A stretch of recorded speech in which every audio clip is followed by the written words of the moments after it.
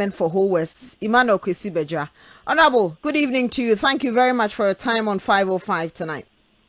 Good evening, and thank you for engaging. The minority wants you out of the committee. It started with a minority leader on the floor today. He says you are biased. You started casting aspersions on his integrity. Again, you are prejudiced. You are unfit to lead that committee.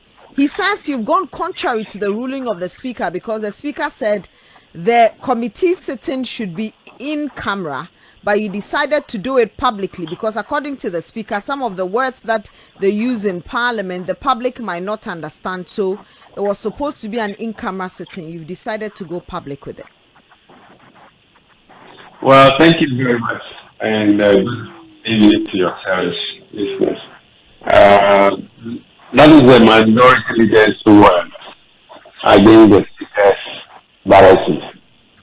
And so wait till the speaker returns and clarify the issues. But in any case, we've had some discussion with speaker and the clerk. That was Wednesday when the clerk asked us to truncate our committee work. Mm-hmm. And so we've had discussion. I spoke to the speaker.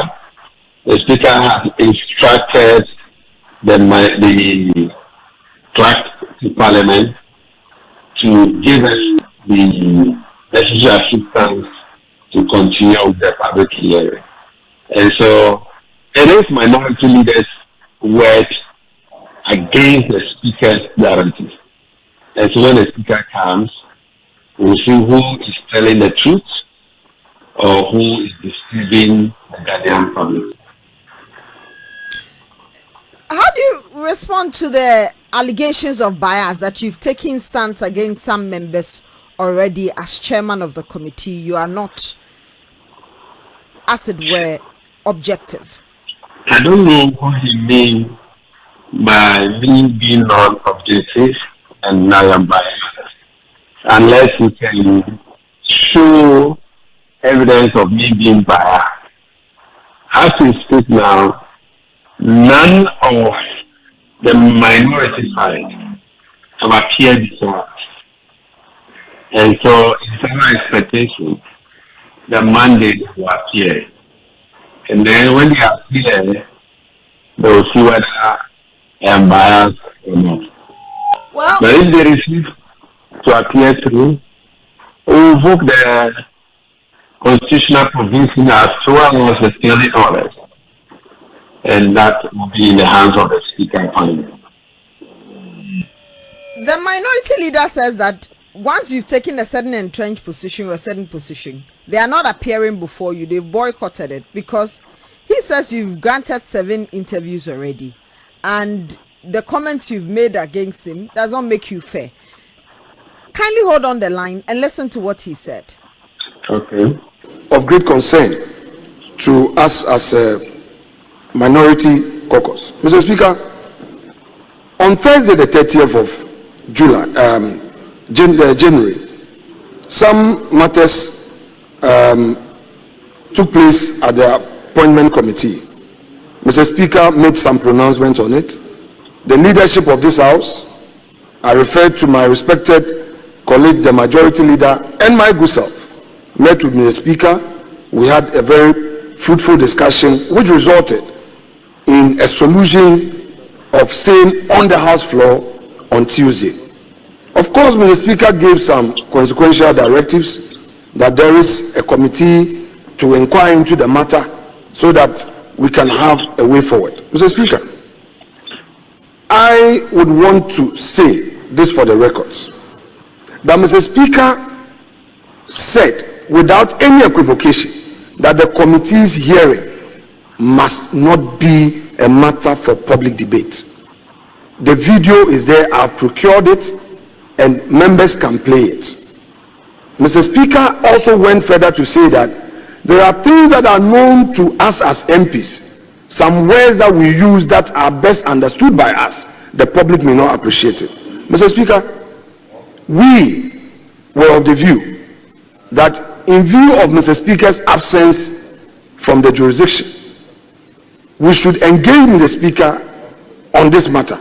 The majority leader and I agreed and discussed with the chair of the committee that he should put his deliberations on ice. Mr. Speaker will come today, Friday, and when he comes, we would meet Mr. Speaker so that we discuss the way forward. Mr. Speaker, let me say this.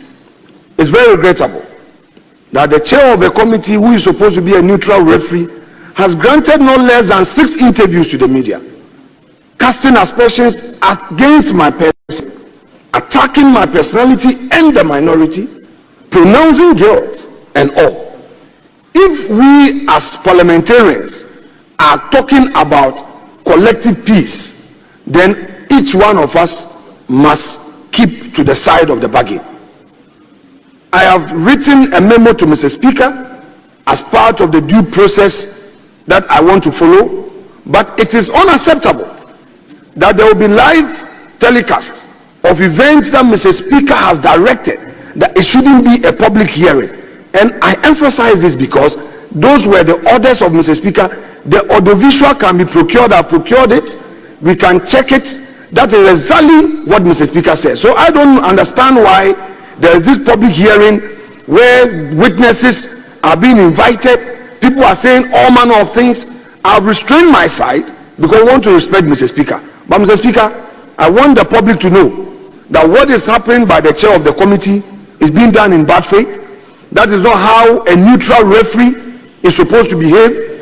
Enough of the insults, the attacks, the aspersions, and the castigation. When we don't even know the outcome. He was on radio saying that the minority is guilty. Guilty of what? Guilty of what? We would all tell our story. The threat to our lives, where people were elbowing us on the stairs, where people who are not MPs were part of the struggle in that room. Who brought them there? We all want peace. If indeed we are putting the matter to a peaceful rest, then in the national interest, let's all retreat and conduct ourselves as such. We've written to Mr. Speaker. We know Mr. Speaker is not available, but we will respect the authority and office of Mr. Speaker. So that's the minority leader, Alexander Kwamina Afenyo Markin. Chairman, are you biased? Are you casting aspersions? It's rather unfortunate the minority leader has gone to this extent that I decided to cast aspersions and say all kinds of things against his personality. I'll be more happy if he produces evidence of all the 6 interviews that were granted to the media houses and where I cast aspersions against his personality.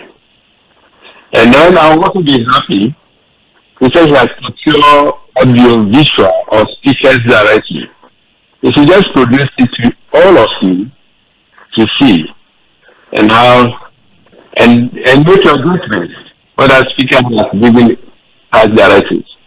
That we have words that we use in parliament and therefore certain things should not be in the public.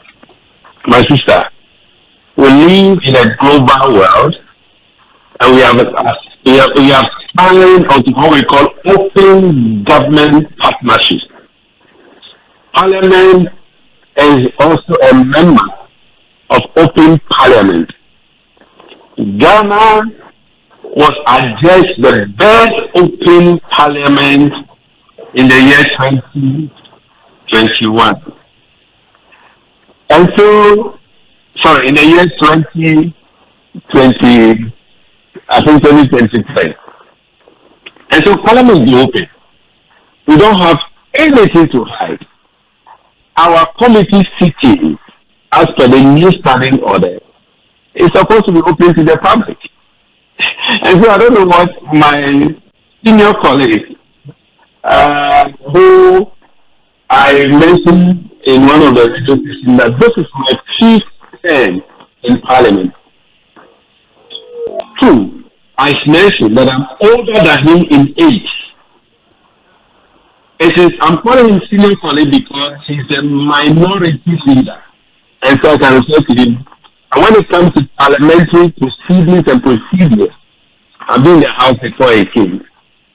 And so he cannot tell me that I have done anything that I'm not supposed to do. Speaker has given a clear directive, and I'm going by Speaker's directive. And I'm mentioning that until the Speaker asks us to stop or giving us directives that this is not how I want you to go about it, I will not stop.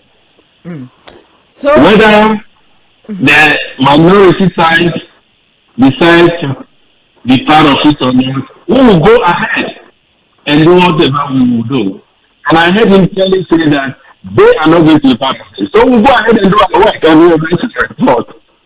We are not going to be judgmental at all. We will write our report in a fair manner. That is why we want everybody, the whole world, to see what has happened. In any case, the videos are all over the place.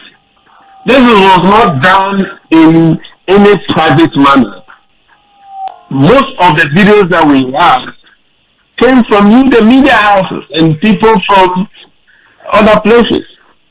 So what is it that we are hiding? What is it that we want to hide from the public again? Whatever like the videos are there. The voices are there. So my colleagues from the minority side, if they have any evidence of me being biased, they should bring it out. So as far as you are concerned, the committee will continue sitting on Monday. We have mentioned it at the close of today's sitting. That will continue. And I've mentioned the names of those who have been invited. We have things about 11, and we'll be expecting them to come. And if they don't come, we'll go ahead and write our reports. Okay. Honorable Bedzra, very grateful for your time this evening on